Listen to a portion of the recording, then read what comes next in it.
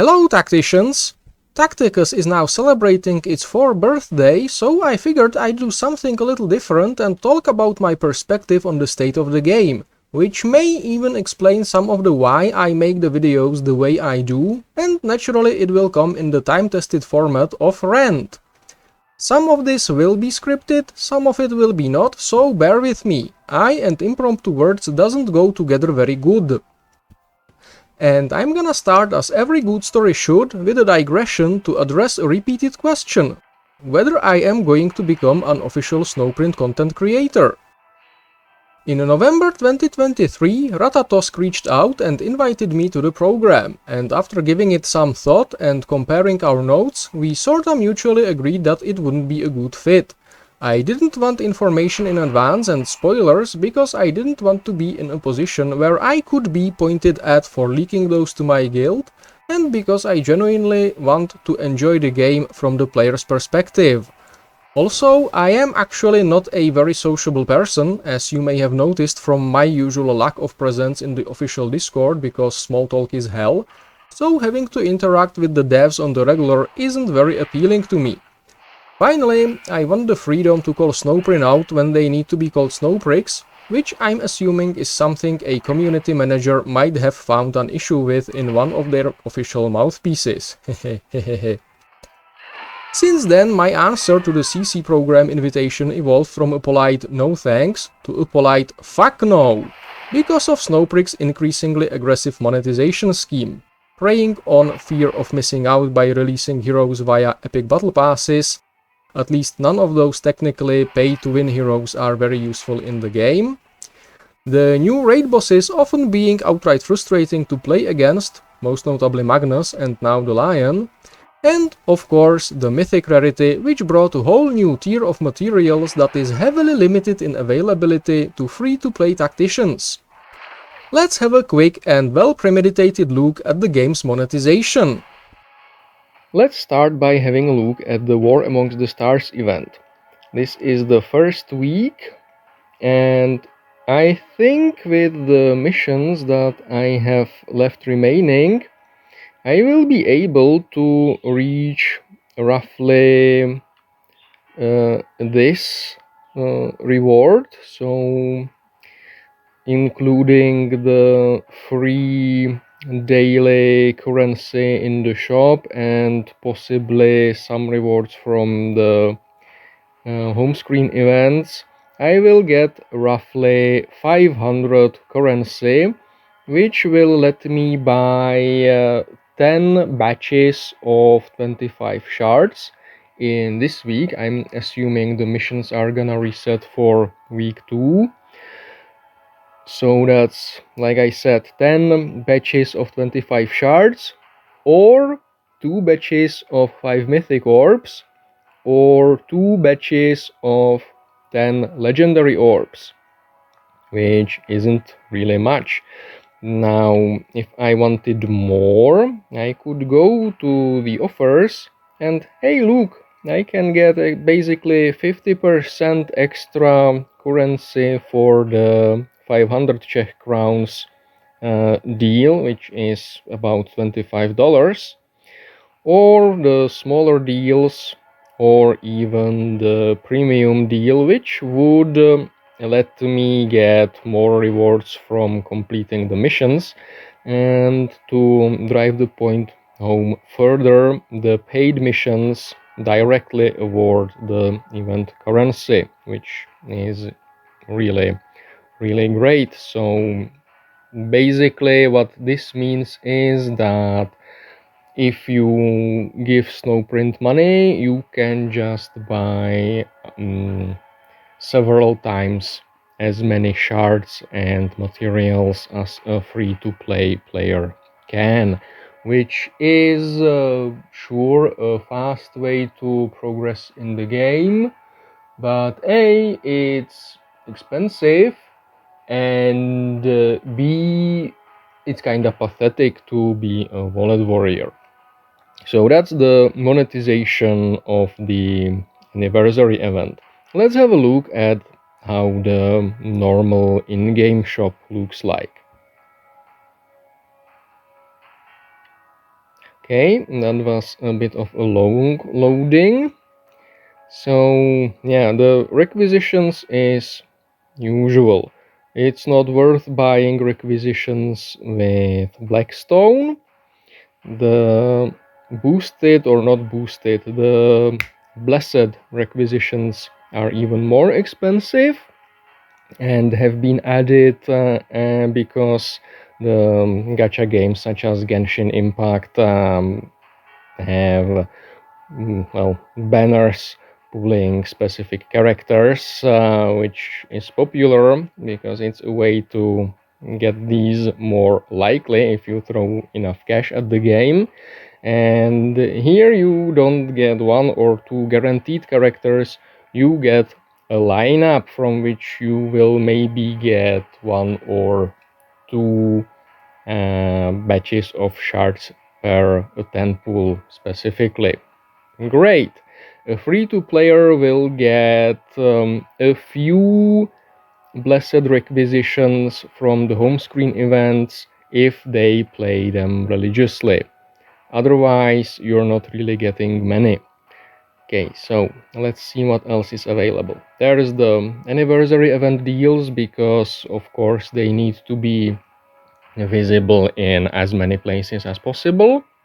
And then there are the usual deals. So there is one for a crap load of requisitions and some Blackstone for this much money.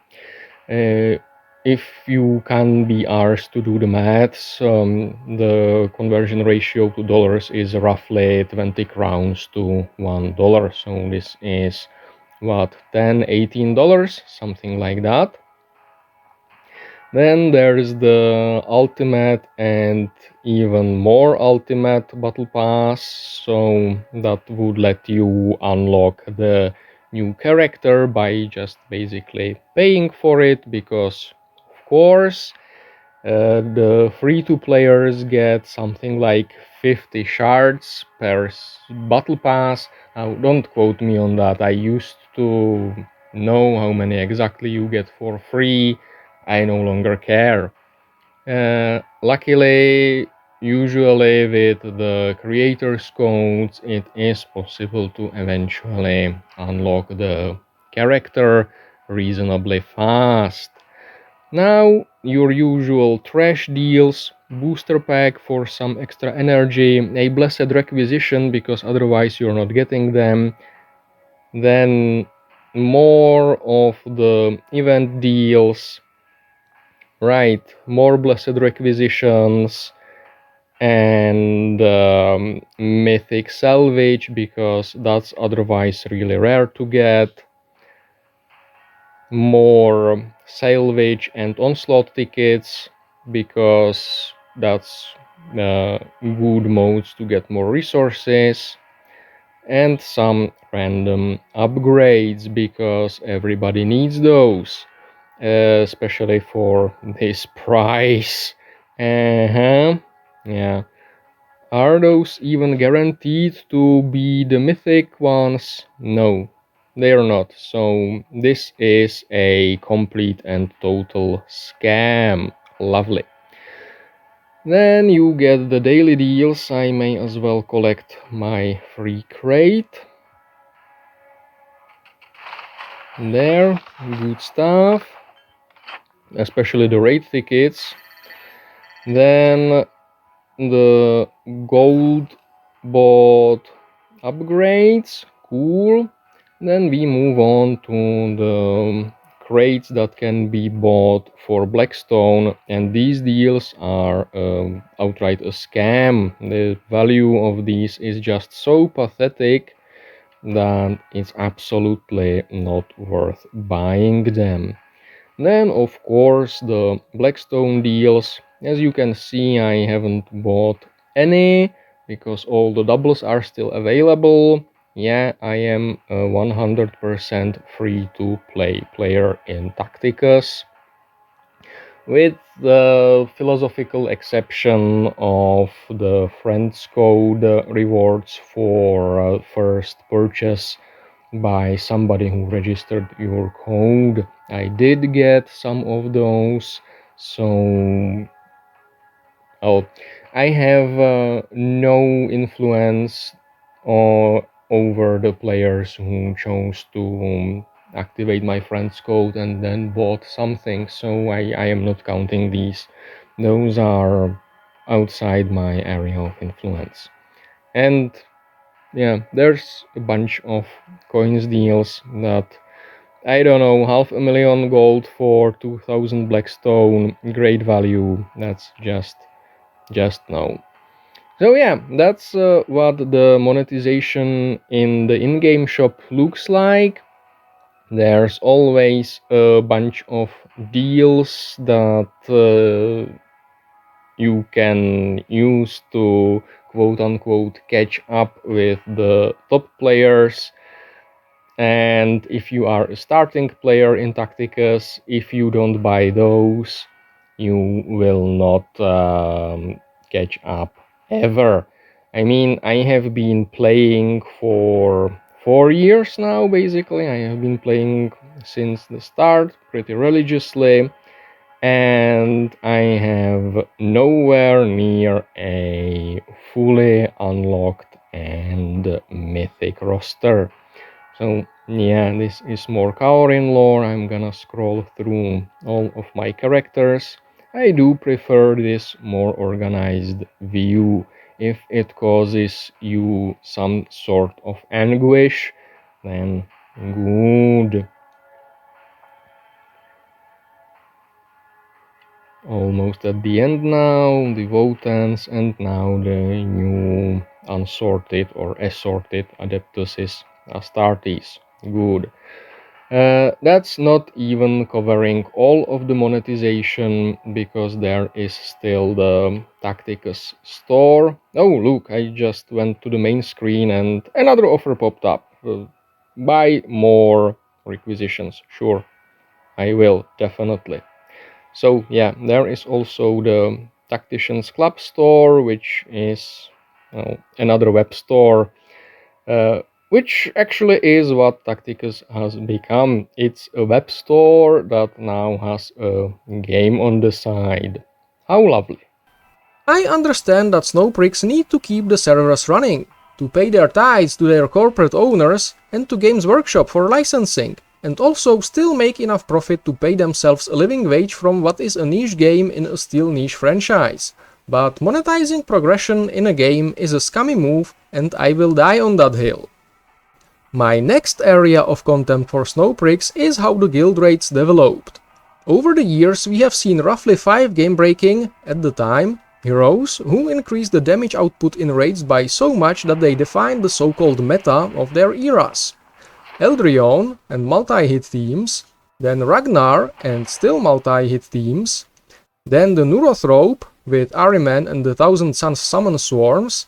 Even if this team always was more of a side grade for some specific bosses, do notice that since the Neurothrope's introduction, some potentially game-breaking abilities specifically do not work with psychic damage. Exitor Row with the other robots, who prompted the nerfs to Eldryon and Ragnar, then Caoryn with Rajan and fellow Rapidasses, who is probably in fresh enough memory that he doesn't need an introduction, and in the last year Laviscus, who is pretty much mandatory in most raids to such a degree that who isn't building him and his bitches is costing their guild boss kills, and that means guild credits for books and orbs to build bigger Labu bitches faster. I think Snowpricks fucked up with his outrage mechanic stacking from every hero's biggest hit. I originally understood it as Laviscus gains outrage based on the one highest damaging single hit amongst all the other heroes, which kinda made sense to me and didn't quite feel broken. Alas, that's not how it works. I don't know about you, but I think this kind of power creep is worse for the game than unlocking the legendary release event heroes on their first event. And yes, I will keep bashing Snowpricks with that explainer line until the end of time.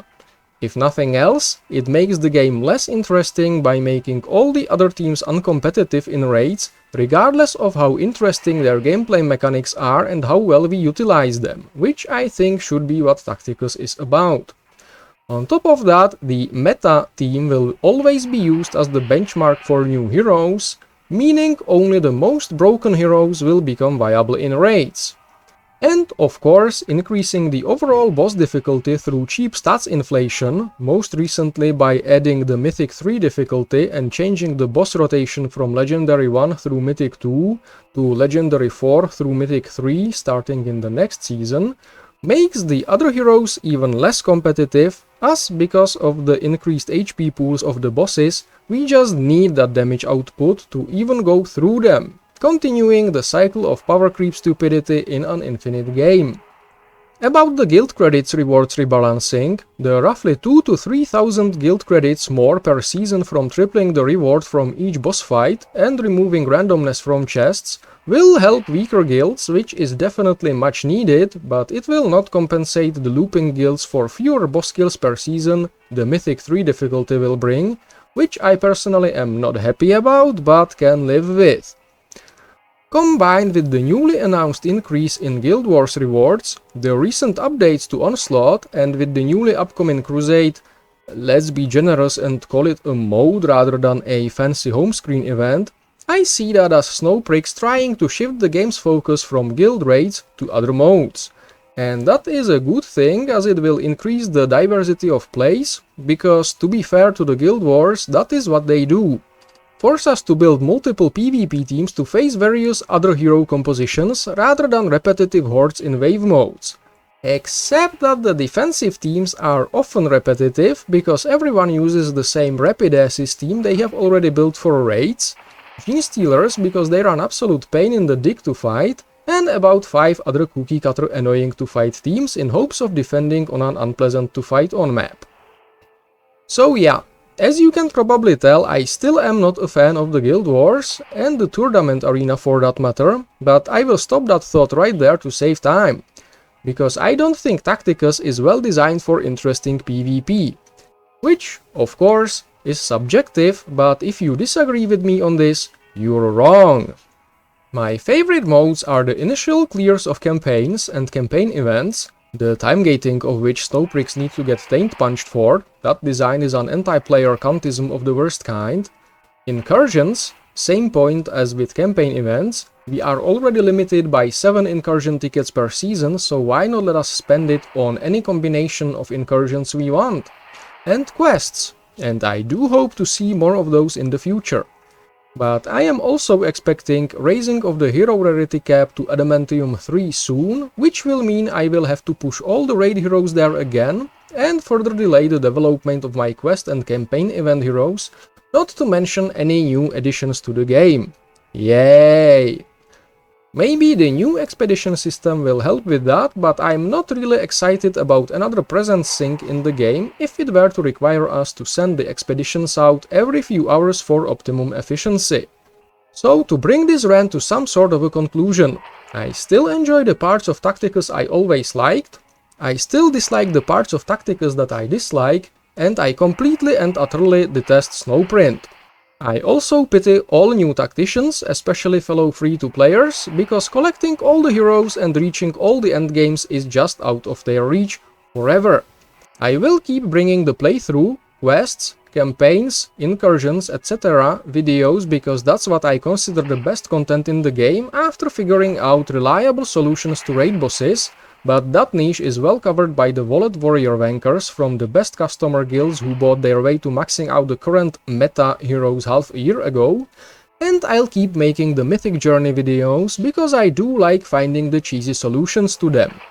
I will also be looking forward to be disappointed by Total War Warhammer 40,000 when it finally launches. And now I actually think I ranted enough. If you made it all the way here, you must be almost as resilient as the Death Guard or dumber than Katskoden, and I thank you for that. If you particularly liked the video, feel free to leave a comment with your opinion on the state of the game. If you particularly disliked the video, feel free to leave an insult. And now the moment you all have been waiting for. Caoryn, out! But if you want, you can continue watching the B-roll footage to see just how stupid the tournament arena is.